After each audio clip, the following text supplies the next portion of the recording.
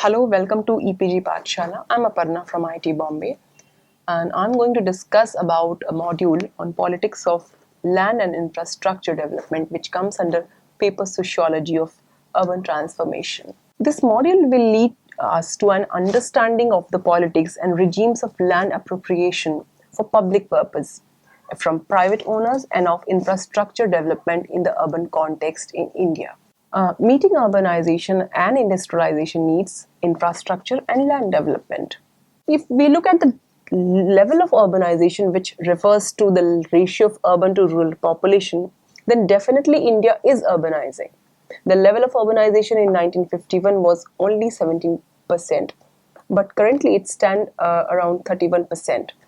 Similarly, in between the year 2001 to 2011, the number of towns has increased from 5,161 to 7,935, of which around 4,041 towns are statutory towns and around 3,894 are census towns. We have explained statutory and census towns in this module titled Defining Urban in India. Urbanization is expected to accelerate from 31% in 2011 to 41% by 2030 and to 55% by 2050. Metropolitan cities holding population more than 1 million are expected to increase from 50 in 2011 to 87 by 2031. The share of cities in GDP is around 63%, which is also increased from 41% in 1981. Maybe these factors and the quest for better life increasingly attract people from rural to urban centers and that cause slow but sure urbanization. Paradoxically, though cities are positioned as national economic growth engines, they're also sites of deprivation and contestation. Indian cities suffer an acute shortage of basic infrastructure. At the same time, cities also represent socio-economic disparities, with 17% of urban India residing in informal settlements or slums with inadequate access to safe drinking water, sanitation, land tenure, and housing condition. The other factor is that Indian cities suffer an acute shortage of serviced urban land. The urban settlement area in India constitutes only 7.74 million hectares, or say around 2.35% of India's total land area. Ironically, though, cities contribute to 1/3 of population and almost 2/3 of national economy, they occupy a mere 2.35% of the landmass. In fact, many Indian cities, along with few Asian cities, are the densest and most compact in the world. The majority of cities are traditionally located along water resource, but the perennial rivers, lakes, or coastline and are surrounded by agriculturally productive areas and environmentally sensitive belts in which they are gradually expanding.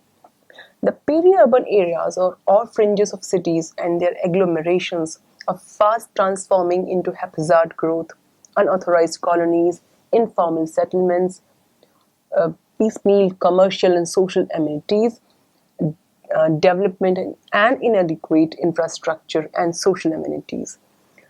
While the core areas of cities have remained highly dense and they are witnessing regeneration and gentrification processes, their capacity to accommodate an accelerated urban growth.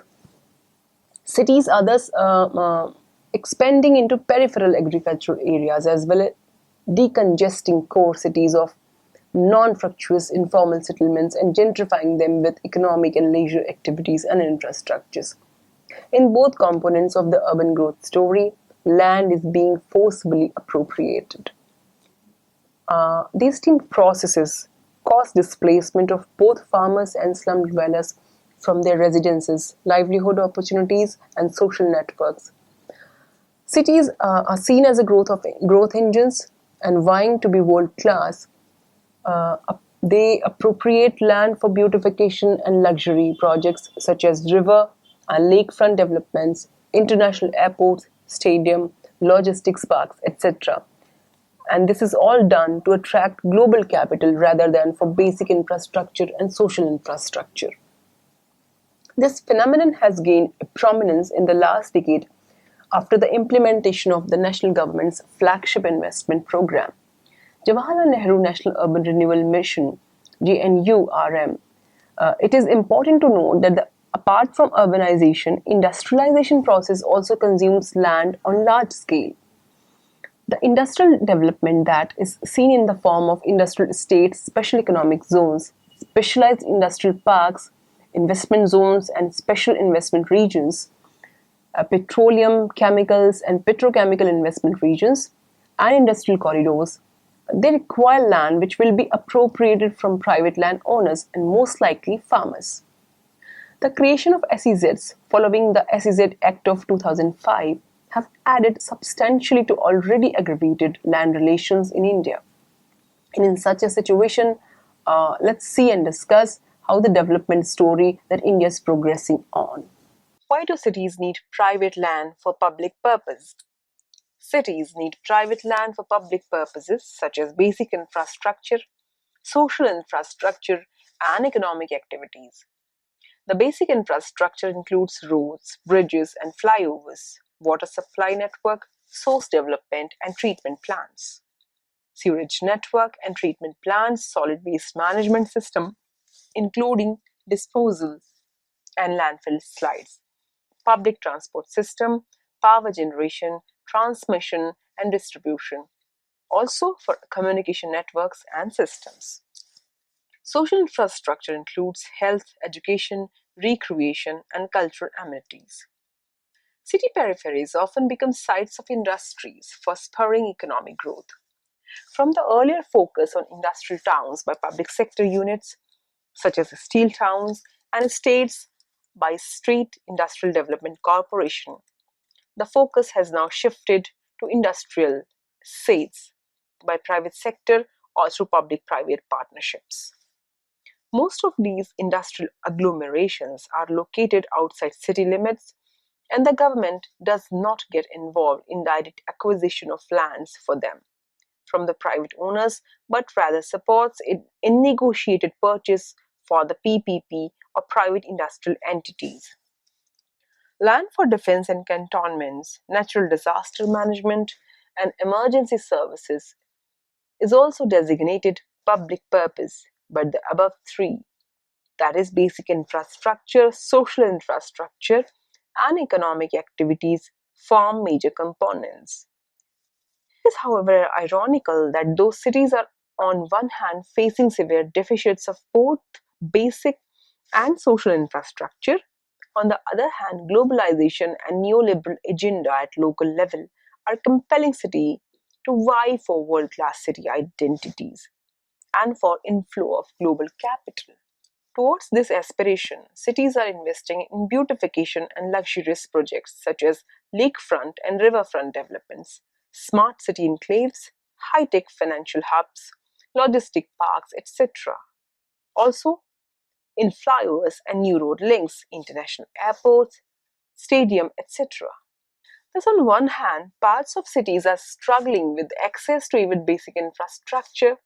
On the other hand, leapfrog luxurious enclaves are provided with highest and best levels of infrastructure, leading to convoluted socio-spatial landscape and increasing contestation between the privileged and the dispossessed. Such appropriation of land from informal settlement residents and their displacement has been witnessed in major cities including Ahmedabad, New Delhi, Mumbai, Hyderabad, Chennai, and Kolkata. In this context, it is imperative to understand the shifting position of Indian constitutionality on right to land and shelter for both formal landowners as well as informal settlers. Indian constitutionality and politics on right to land. According to the 7th schedule of the Constitution, land is a state subject in India. Therefore, land, that is to say, rights in or over land tenures including the relationship of landlord and tenant, and the collection of rents, transfer and alienation of agricultural land, land improvement and agricultural loans, Colonization falls under state government jurisdiction. Interestingly, acquisition of land and transfer of property other than agricultural land are under the concurrent list of the Constitution of India. Therefore, the rights on land and related law and politics are largely dealt under the state government jurisdiction with minimal advisory role of central government. This politics largely determine governing rights over land, land appropriation and redistribution of land. The legal and political emphasis on land tenure in the Indian constitution was in response to colonial policy favoring the zamindari system. Over time, land revenue regulations of individual states allowed for tenure conversions to avoid underutilization of urban and peri-urban land. On the other end of the land tenure system are the informal settlements, which lack any form of secure tenure rights and hence largely remain ineligible for entitlements under development projects or for compensatory housing in case of eviction. Security of tenure is the certainty that a person's right to land will be recognized by others and protected in cases of specific challenges. Formal settlements. Post independence, the Indian Constitution's stance on rights over land have shifted from view of land as private property to public property and then again back to private property. The notion that land is a private property and if it is to be acquired for public purpose, the process has to be just and fair. And this fact was recognized well before the adoption of Constitution in 1950. Transfer of Property Act 1882 and Land Acquisition Act 1894 reflected these concerns. In the same spirit, the Constitution ensured rights over land in threefold provision, with the objective to safeguard land as private property. First, the Constitution guaranteed the right to acquire any property by any lawful means as a fundamental right under Article 19(1)(f), with reasonable restrictions imposed by the state to serve the exigencies of public welfare. Second, the Constitution guaranteed that no person be deprived of his property except by authority of law under Article 31. Third, the Constitution enrooted the doctrine of eminent domain, where the state could acquire private property only for public purpose and only on making compensatory payment to the owner either by fixing the amount or by specifying the principle upon which it is determined under Article 31, Clause 2. However, the way private property was viewed in the Constitution evolved over the years. The failure of the state to define compensation in land acquisition for public purposes under Article 31 led to legislations over time. In response to 4th Constitutional Amendment Act 1955 and 25th Amendment Act 1971 were passed to define compensation, but the acts made the compensation not justiciable. In emergency era, fundamental right to property was found to be incompatible with social, economic and political ambitions of the state, paving the way for the 44th Constitutional Amendment Act 1978, under which Article 31, right to property as a fundamental right, was deleted, and Article 300A, right to property as a constitutional right, was inserted. Eventually, the notion to safeguard land as private property shifted to land as public property. But with the right to fair compensation and transparency in Land Acquisition, Rehabilitation and Resettlement Act, the state has again assumed the stance to safeguard land as a private property. The Land Acquisition Act 1894 failed to meet desired outcomes due to its flawed valuation techniques, costly and cumbersome procedural delays, and lack of relocation and rehabilitation of project affected people. These anomalies eventually led to the formulation of the LARR Act 2013, which allows acquisition of land by private sector, also by adding infrastructure development through private market under the list of public purposes.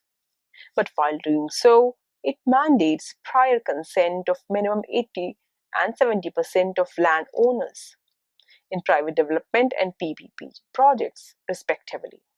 In addition, LERR Act 2013 mandates social impact assessment SIA and ensures 100% solatium with equivalent increase in compensation values. Thus, with the LERR Act 2013, the notion of right to land appears to stand at where it started under Article 19F and 31(1), that is, land as private property. Pertaining to rights over land, another controversial law was the Urban Land Ceiling and Regulation Act 1976, aimed to redistribute the surplus vacant private land for public purpose, mainly for housing the urban poor. Its objective was to strengthen the self-reliance of poor by increasing the supply of land at affordable prices. The ULCRA came into force in 1976 in 64 urban agglomerations in 17 states and covered towns with a population of more than 2 lakhs as per 1971 census. But the competent authorities largely misused ULCRA due to ambiguity in discretionary powers to state governments, lack of transparency, and lack of clear determination of compensation to the landowners. The maximum compensation given to landowners was fixed at INR 10 per square meter with a cap of INR 2 lakhs per owner, and this remained unamended for a long time, making the acquisition unviable and subject litigation. Small compensation led the landowners to withhold information on surplus vacant land holdings to the authority. Overall, the Act failed to attain desired outcomes of equity, and hence Government of India decided to repeal the Act with the passing of Urban Land Repeal Act in 1999. For informal settlements. Informal settlements or slums have insecure tenure and are excluded from development interventions. Indian Constitution never explicitly identified right to shelter, but it was understood to be enshrined in right to property. In the phase up to 1980s, which coincided with the phase of state-led welfare development, the Supreme Court responded impressively to the pleas of civil rights by expanding the interpretation of the fundamental rights to life and personal liberty in Article 21 of the Constitution of India, and by additionally reading some directive principles also into the fundamental right to life. In landmark cases such as Olga Tallis versus Bombay Municipal Corporation, the right to life and personal liberty espoused in Article 21 was interpreted by the court to mean the right to live with dignity, which was then linked to directive principles such as right to education, right to livelihood, right to human conditions of work and habitation. In this manner, right to shelter came to be subsumed under right to life and personal liberty under Article 21, and right to basic services such as water, sanitation, etc. came to be subsumed under right to shelter. Since then, cases of eviction of slum dwellers and denial of basic services are petitioned in the court under Article 21. However, since liberalization of economy and neoliberal local agenda began in 1990s, judiciary has shown increased reluctance to assert any right that openly contradicts the grand vision of neoliberal development of the state, and thus has been a significant contributor to the evolving jurisprudence of illegality of slums and shelter rights of urban poor. Studies have shown that illegality in cities exists in multiple ways, that is, a type of labor, a type of settlement, a type of built environment, or a type of building, and hence illegal practices are not limited only to poor, but are also as evident in the elite residents. Yet, the consequences of illegality are more severe on poor than on the elite residents. Bhan et al. Show that though only 25% of Delhi's population lives in planned or legal colonies, it is mainly the poor resident settlements which are framed as illegal, while the elite residences under non-planned areas are or unauthorized construction are spared from such framing. The framing of spatial illegality of slums by the state and judiciary also reflects in the empirics of slum census of India 2011, which categorizes slums as notified, recognized, and identified with increasing degree of illegality. The notified slums represent legal slums which are notified under slum acts of different states. Usually, these slums dwellers are framed to be legal and eligible to rehabilitation on eviction. The second category represents slums that an authority in a state recognizes through a survey or in a program or a policy. Such slum dwellers may be eligible for rehabilitation only under a specific policy or program. And the third and the largest category, which constitute 37% at India level, represents slums which are only identified as one but lack either legal notification or recognition by the state. These are most vulnerable to eviction and have no claims to rehabilitation post eviction or other entitlements. So let's talk about land management and infrastructure development in cities. Land management tools are the statutory instruments used by the state and local governments to appropriate privately owned land for public purposes. The majority of land related to problems do not originate with city growth, but they prevail due to poor land management. And in this regard, land management instruments are crucial and central to urban development expansion as well as redevelopment of the cities. Since land is a state subject in India, these instruments are supported by legislation as a statutory backup for various land development authorities. Typically, they are part of Town and Country Planning Act of the states such as Gujarat Town Planning and Urban Development Act 1976, Maharashtra Regional and Town Planning Act 1966, etc. In India, however, land management instruments are largely categorized into further categories: A. Land acquisition. B. Compulsory acquisition of land. C. Negotiated land acquisition. D. Land readjustment. E.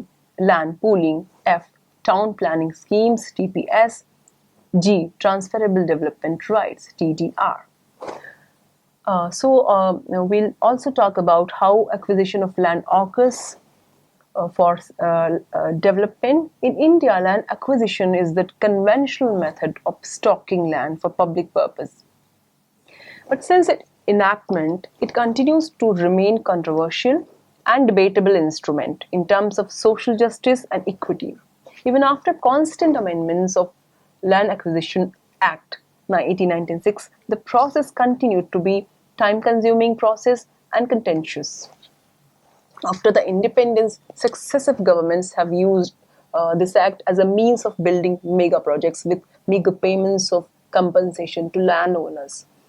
The act empowers the state, the public planning authorities and development agencies to acquire large portions of land for public purpose and then replan them in a desirable or appropriate manner, and the landowner is given monetary compensation at the government rates and a meager solatidium, and that too with time delays.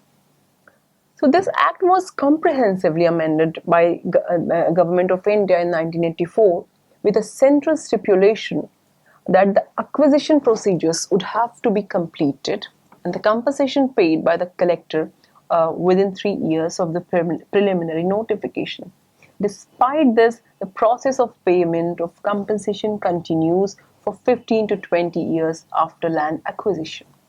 Land readjustment. Land readjustment, or LR, is in practice since 200 years in several countries like Germany, Japan, South Korea, France, Sweden, Finland, Norway, Israel, Australia, Malaysia, Bhutan, as well as India. The key for widespread use of LR across globe is its inherent self-financing mechanism LR enables urban development and facilities, and it also the provision of infrastructure through its low-cost land assembly technique. Based on the approach of LR mechanisms in India, they are categorized in two ways, which are town planning schemes and land pooling. Let's focus on town planning schemes. Town planning schemes (TPS) was introduced in India by the Bombay Town Planning Act 1950 and has been widely used in Gujarat and selectively used in Maharashtra, Kerala, Punjab, Tamil Nadu, and Andhra Pradesh. In Maharashtra and Gujarat, town planning scheme is implemented under the provisions of Maharashtra Regional Town Planning Act 1966 and the Gujarat Town Planning and Urban Development Act 1976. A TPS is usually prepared for an area of about 100 hectares, particularly in those pockets which are under pressure of urban development and need priority attention. A TPS is prepared in two parts, physical and financial. These two parts are linked through a mechanism of compensating reconstitution of plot based on its original size and value.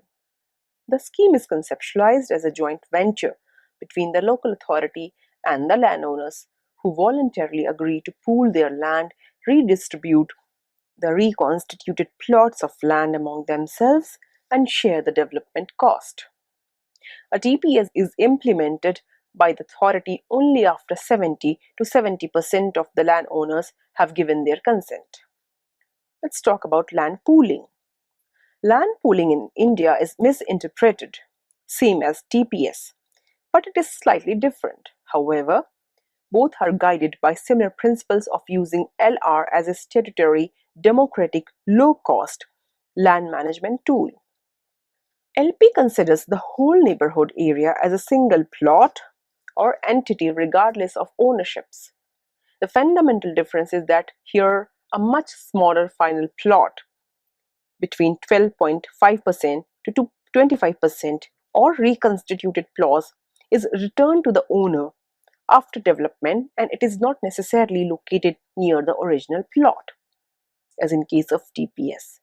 Similar to TPS, the increase in the value of land with the provision of infrastructure is captured by the authority through levy of betterment charge from the landowner. Transferable development rights. Instead of resorting to monetary compensation for compulsory land acquisition for creating public amenities, it is possible to do so by providing incentives to landowners. This is possible when the development right over land is separated from land and is made utilizable either in situ or ex situ. In such cases, the development right is called transferable development right, which can be used by the landowner or can be sold to other landowners. Thus, it becomes a significant instrument of developing and financing urban infrastructure. In a sense, TDR mechanism is similar to land acquisition, but here instead of monetary compensation to the landowner, development right in the form of a certificate is awarded. TDR is also used as a mechanism to achieve planning objectives such as slum redevelopment, heritage buildings, etc. As a mechanism, it works successfully in cities where land markets highly appreciate or where land and built spaces supply is scarce.